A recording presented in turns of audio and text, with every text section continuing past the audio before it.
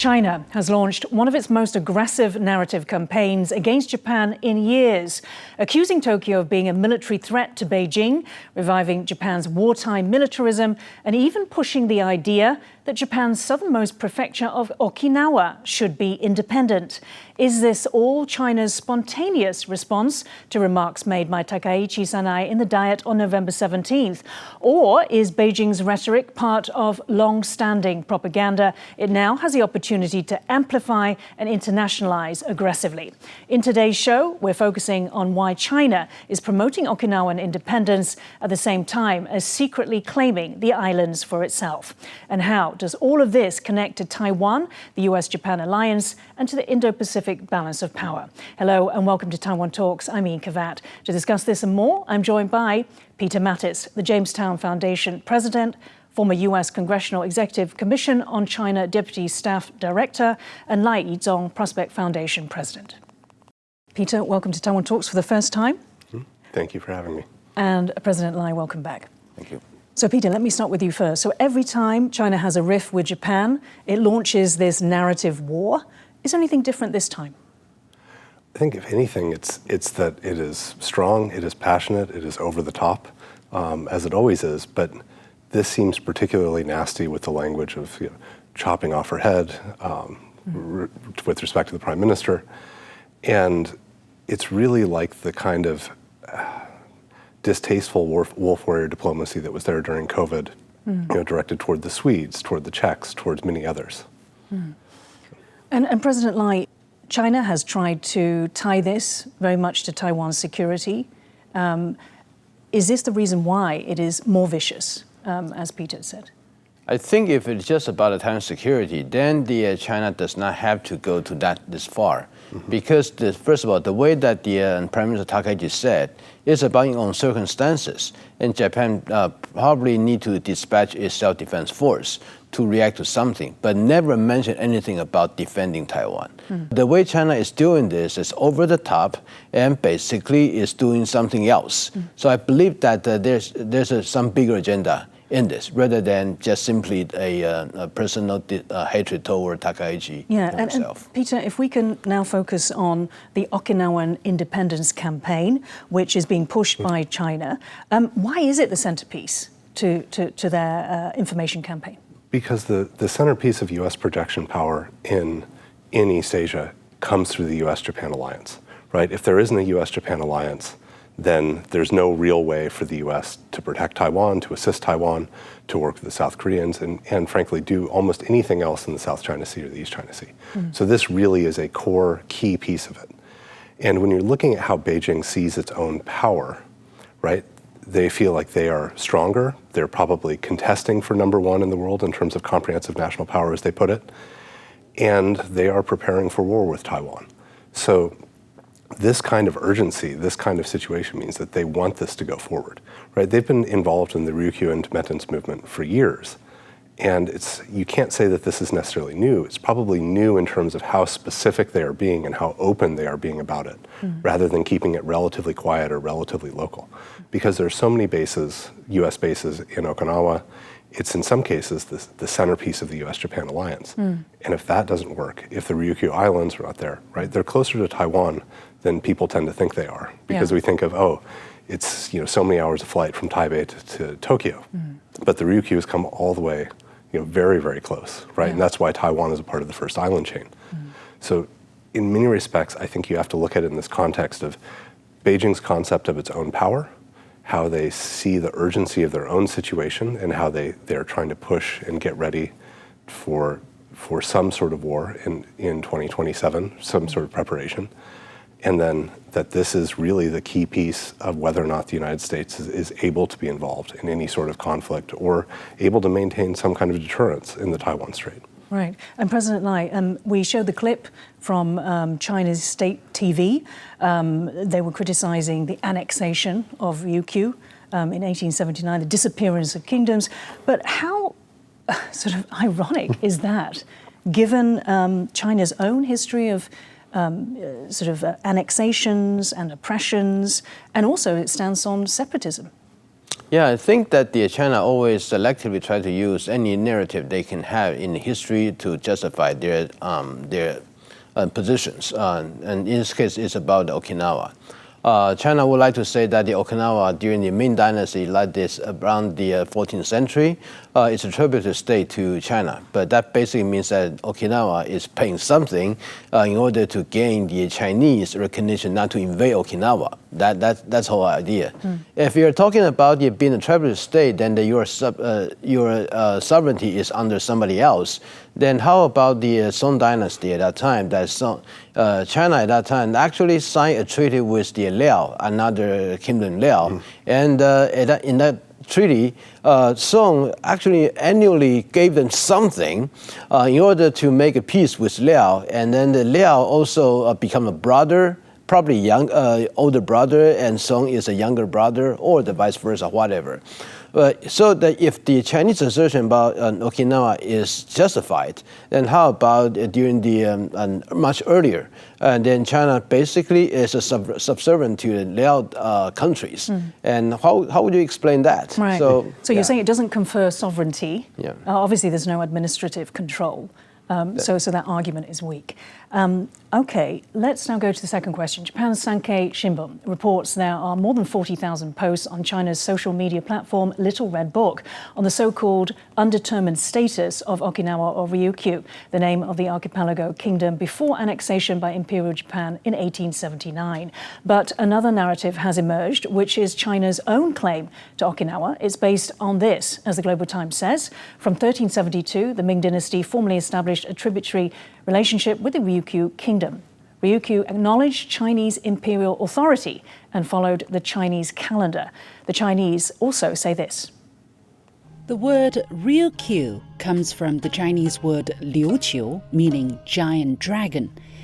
And in June 2023, the People's Daily reports Xi Jinping visited the China National Archives, where the staff tell him this serves an important political function. The Ming Dynasty manuscript of the Shi Liaoqiu Lu record of the mission to Ryukyu. It is an early work that records the Diaoyu Islands and their affiliated islands as belonging to China's territory. Then Xi responds with this. I knew when I was working in Fuzhou that Fuzhou has Ryukyu halls and Ryukyu tombs, and that it has deep historical ties with Ryukyu. At that time, there were also 36 Fujian clans who entered Ryukyu. And now, Beijing claims that Okinawa should have been returned to China after World War II based on the 1943 Cairo Declaration. However, Cairo was a non-legal, non-binding communique drafted before the war had ended. In contrast, the legally binding 1951 San Francisco Peace Treaty superseded Cairo. You can see here, there is no mention of Okinawa or Ryukyu being given up by Japan under Article 2 of territory. However, in Article 3, it deals with the administration of Ryukyu like this. Japan will concur in any proposal of the US to the UN to place under its trusteeship system with the US as a sole administering authority. Nansei Shoto, south of 29 North latitude, including the Ryukyu Islands and the Daito Islands. So, Peter, let me come to you. So the US then handed back administration of Ryukyu or Okinawa in 1972. So what is the basis for China's claim?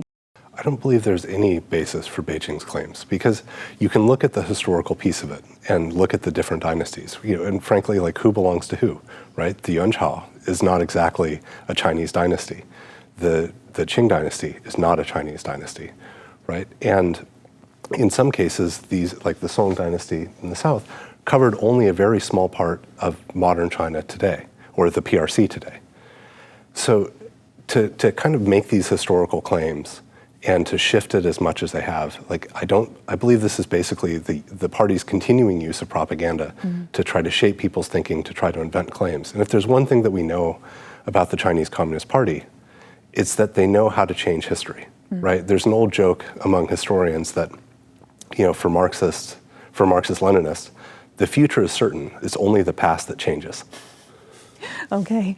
And President Lai, the use of the Cairo Declaration the Chinese do keep pointing to this. They also point to, this 30 or 29 degrees north latitude, because they say that, it says very clearly that Okinawa, essentially, which sits below that, is not to be controlled by Japan.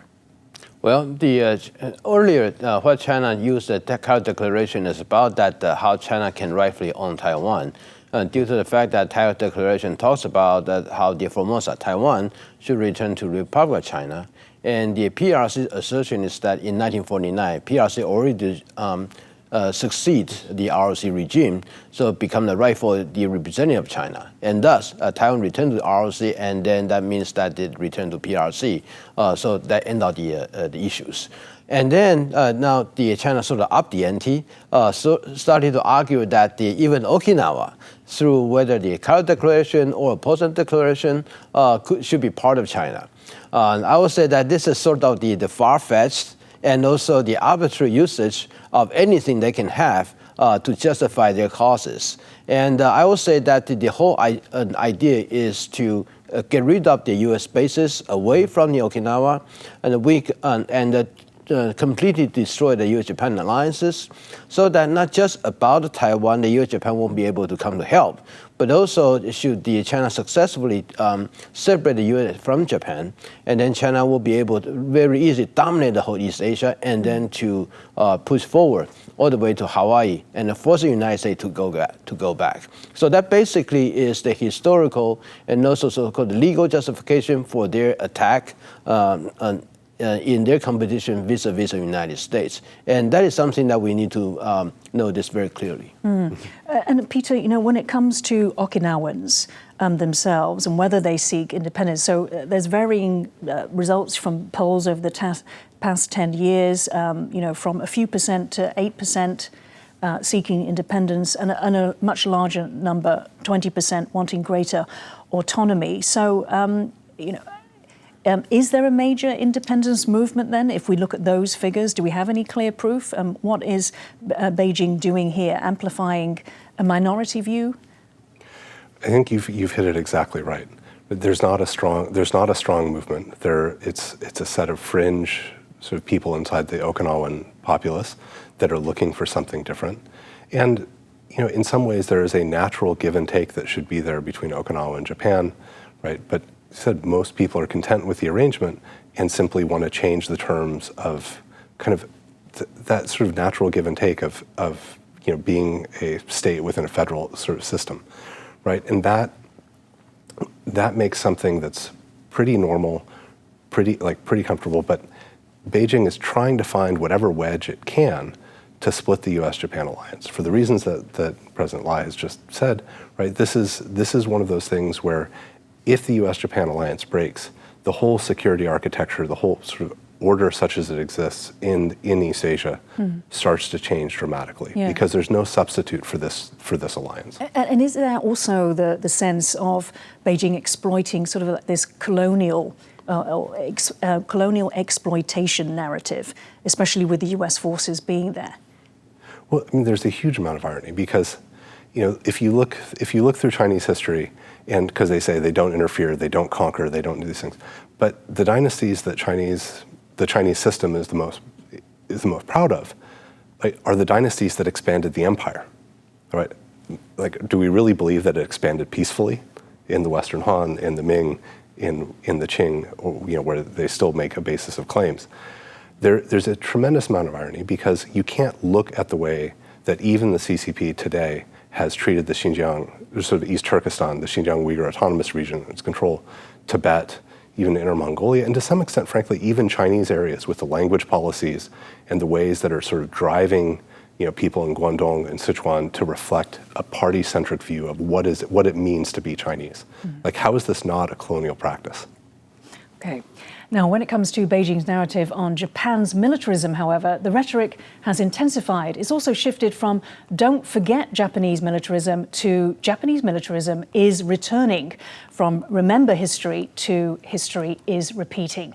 And yet, in the last SES survey, it highlights that Japan remains the most trusted major power in Southeast Asia on 66.8%, with significant gains from 58.9% last year.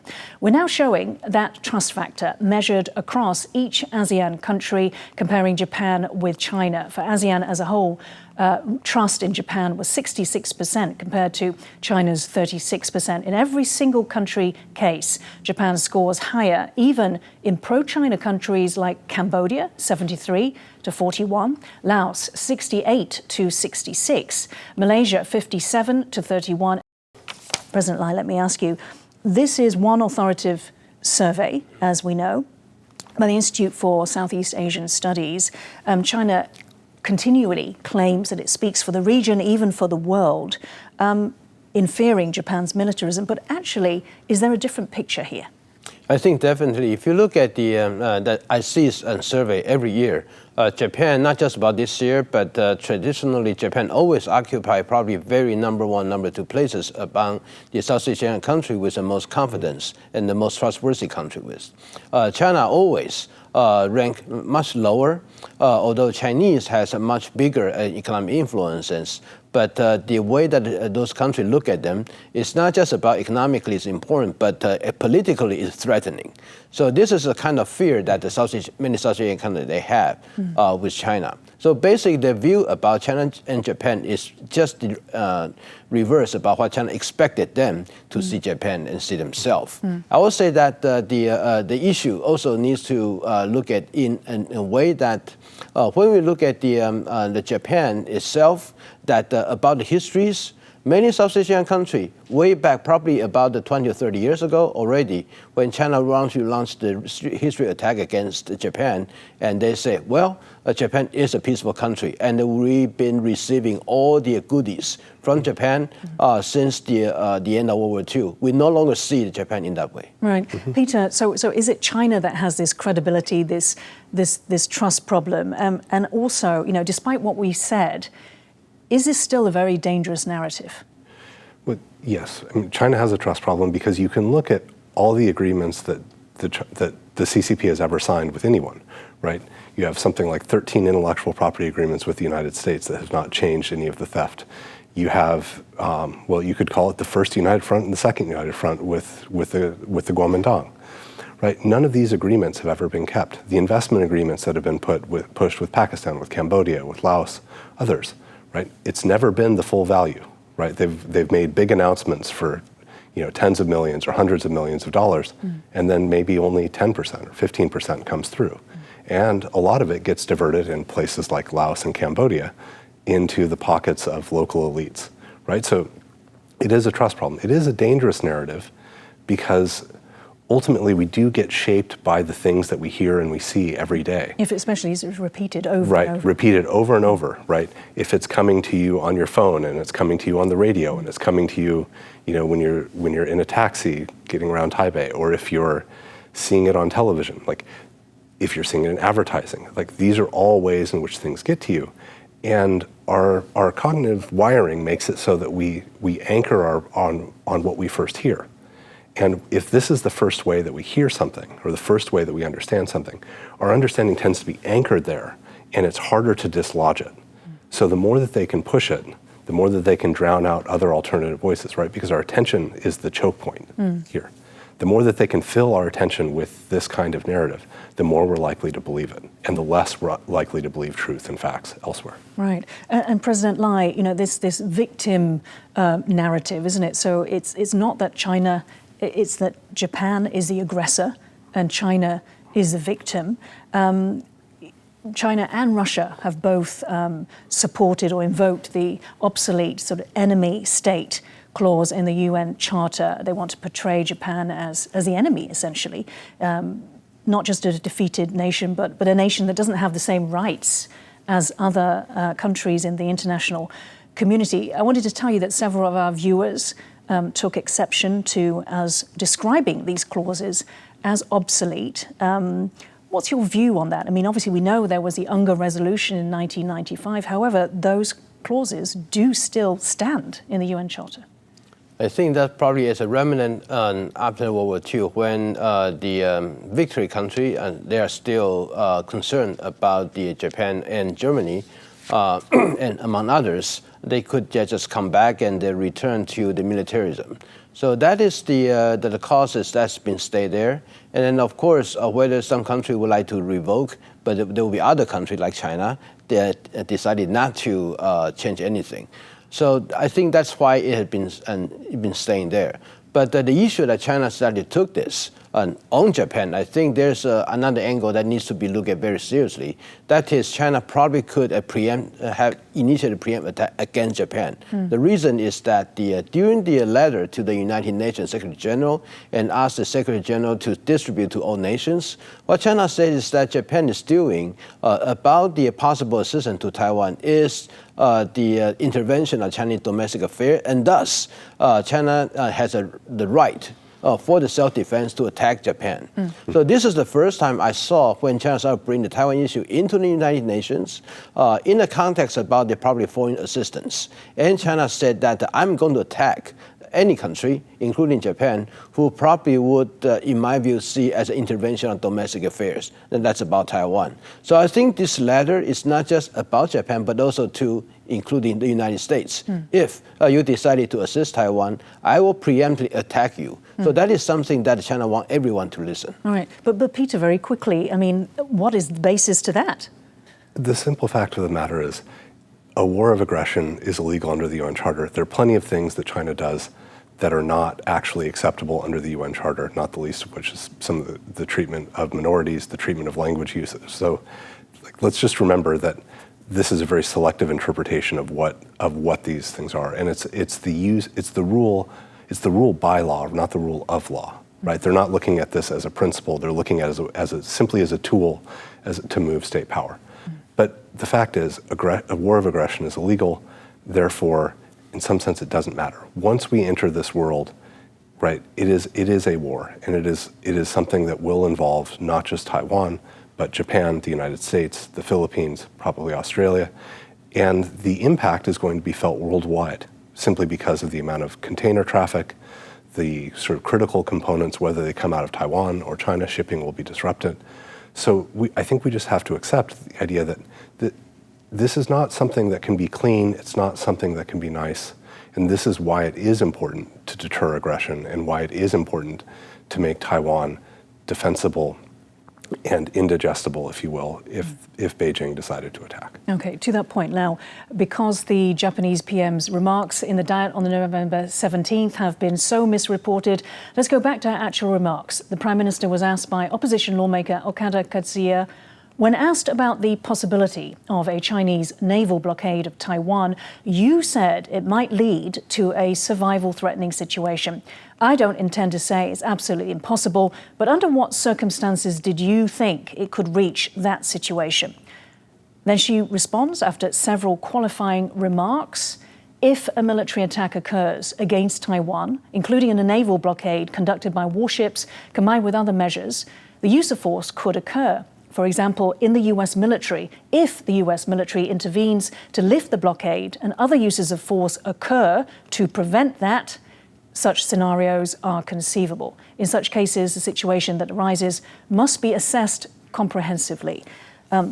President Lai, so you said right at the beginning of the show that Takaichi did not say Japan would defend Taiwan. This is an important distinction. Did she say that Japan would attack China? No, she didn't. And she only said that under a lot of qualifiers, I don't remember how many, but first of all, the attack on Taiwan first need to happen, and then the attack on Japan, on the United States also need to be happen, and the United States is dispatching forces. That needs to happen, and so that Japan would justify itself to define this as a survival-threatening situation, and then Japan can dispatch its defense forces. And there has to be no other means of repelling this. situation. That's right. And even for Japan to dispatch its forces, that does not mean Japan forces will enter the war. So even after those qualifiers, you have military presence near this region, but you are not still engaging. So I do not know what China is making this fuss about. And Peter, did she say that Taiwan was independent of China? I mean, why is it that her remarks have been so confused and so misrepresentative, sort of globally, everywhere? Well, I mean, the biggest reason they've been misrepresented is that it is in Beijing's interest to misrepresent them, right? They want anything that connects Taiwan to the international community, whether it's through international organizations where Taiwan had been allowed to participate previously, whether it's sort of in naming conventions, whether it's in shipping companies, academic journals, all of these things are efforts to isolate Taiwan and to raise the costs for anyone to have any sort of real and genuine engagement with Taiwan. So I think it's a sense of change and a sense of empowerment, if you will, on the part of Xi Jinping and other CCP leaders, that they have to drive this pressure and they have an opportunity to drive this pressure while the United States and others are trying to keep things relatively calm, right? And so they can keep stirring up trouble. I think one of the things that's really important to mention about the use of force in this case, if the PRC creates a blockade around Taiwan, that is the use of force, right? A blockade is an act of war, right? So it doesn't matter if they shoot a weapon first, right? They've already committed the act, they've already started that. And anything that is taking place after that is going to be self-defense. Okay, very good point to make. And very finally, President Lai, last 30 seconds, you know, is the Okinawan campaign, is that tit for tat? Japan talks about Taiwan's security. In light of Japan's security, then China suddenly promotes Ryukyu independence. I think that is China just used this opportunity and decided to advance this agenda. It's not about Takaichi's remarks. It's used the opportunity to really trying to initiate a campaign to separate Okinawa from Japan. Okay, we'll have to wrap it up there. Thank you so much, Peter Mattis and Lai Yizhong, for joining Taiwan Talks today. If you liked our show, please search for us on YouTube, give us a thumbs up and hit subscribe to our channel. Thank you for watching the show today. Stay safe and see you next time.